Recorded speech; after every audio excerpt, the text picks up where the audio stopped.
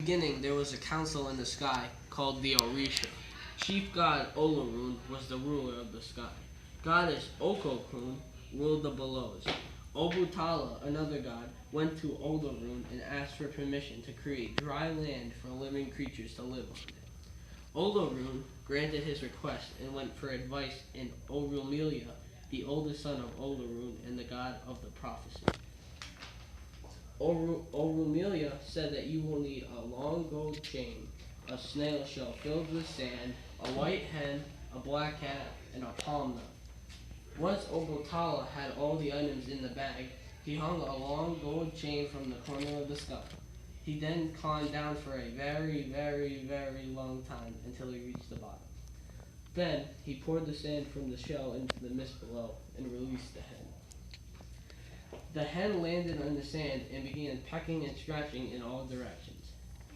The sand then became mountains and valleys.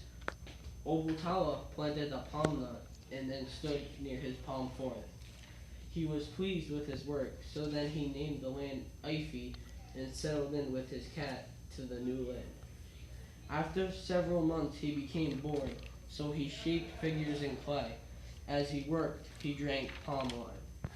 He kept drinking wine and kept making figures. When he was finished, he asked Olorun to breathe life into his clay people. The next day, he realized they were all deformed and ugly. He swore never to drink again, so then he began building new, perfect beings from clay. As soon as Olorun breathed life into them, they began building houses and cities.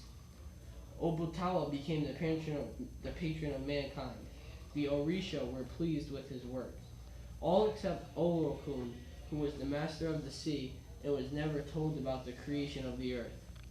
In anger, he caused a great flood that nearly wiped out all of Obutala's creations. Once the waters revised, everyone took the sea seriously then from now on.